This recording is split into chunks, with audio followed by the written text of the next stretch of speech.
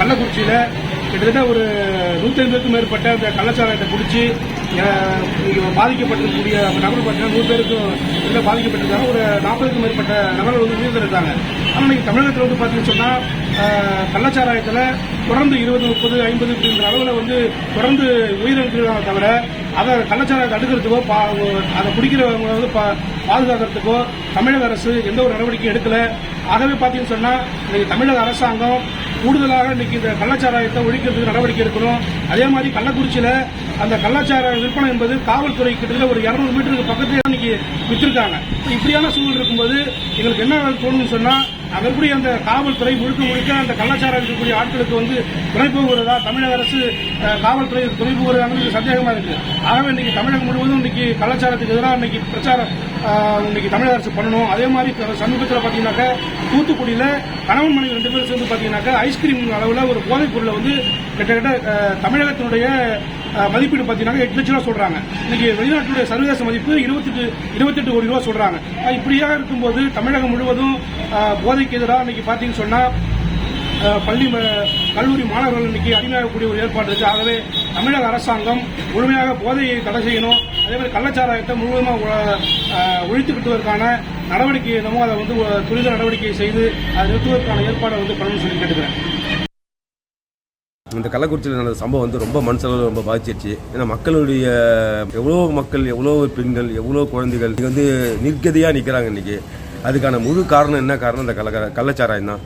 அதுக்கு எங்களால் மக்களுடைய வலி வந்து எனக்கு தெரிஞ்சல இந்த அளவுக்கு நான் சொல்கிறேன். ரொம்ப நான் வந்து இந்த விஷயத்தை பாதிக்கப்பட்டேன். இந்த விஷயம் கேள்விப்பட்டவொன்னே இதில் வந்து ரொம்ப பாதிக்கப்படுறது வந்து அதிகம் யாருன்னா பெண்கள் தான். பெண்கள், குழந்தைகள் படிப்புக்கு போக முடியாமல் பிள்ளைங்க ரொம்ப பாதிக்கப்படுது. நடுத்தரு நிற்கிற மாதிரி நிற்கிது இன்றைக்கி. அடுத்த வேளை சாப்பாட்டுக்கு என்னன்ற கேள்விக்குறியாக இருக்குது. அதால் தயவு கூர்ந்து பணிவான என்னுடைய வேண்டுகோள் என்னென்னா அரசு இதை கொஞ்சம் முன்வைத்து இந்த கள்ளச்சாராயம் என்ற ஒரு வார்த்தை முடிஞ்ச அளவுக்கு இந்த வார்த்தை இனி வரக்கூடாது. அதுக்கான முயற்சியை மட்டும் எடுத்தால் ரொம்ப உதவியாக இருக்கும். கள்ளச்சாராயம் வந்து ரொம்ப பெருக்கெடுத்து ஓடுது. நம்முடைய அரசு வந்து இரும்பு கரம் கொண்டு அடக்க வேண்டும். ரெண்டாவது, குடிச்சிட்டு நிறைய பேர் வண்டியில் போகிறாங்க, நைட்டில் வந்து கீழே விழுந்துடுறாங்க, தலை அடிபட்டுருது.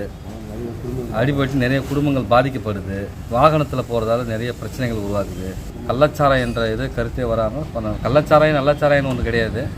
பொதுவாக படிப்படியாக குறைக்கிறேன்னு அரசு சொல்லியிருக்குது ஏற்கனவே.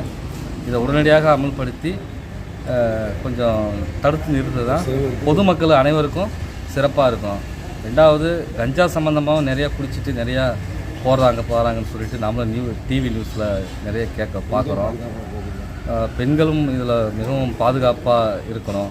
சாராயம் வந்து இருக்கவே கூடாது. தமிழ்நாடு கூட ஒழிக்கணும். கள்ளச்சாராயம் வந்து சுத்தமாக இருக்கவே கூடாது.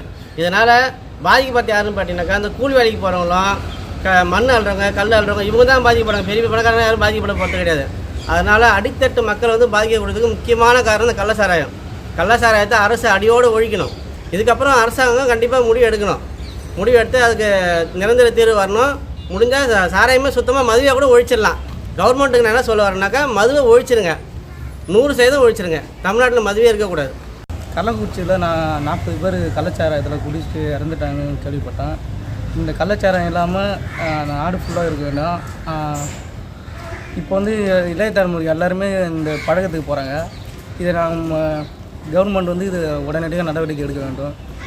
அது மட்டும் இல்லாமல் வருங்காலம் எல்லாருமே சாராயம் இது பொருட்கள்லாம் உபயோகப்படுத்துறதுனால எல்லாருக்குமே கூடிய சீக்கிரம் இறந்து விடுவாங்க. இது முக்கியமாக நடவடிக்கை எடுக்குமாறு கேட்டுக்கொள்கிறது. சாராயம் எங்கேயுமே இருக்கக்கூடாது, மது எங்கேயுமே இருக்கக்கூடாது. இப்போ இந்த கஞ்சா, ஆன்ஸு இதுமாதிரி பொருட்கள்லாம் உபயோகத்தினால பசங்களுக்கு சீக்கிரமாக லைஃப் வீணாக போயிடுது.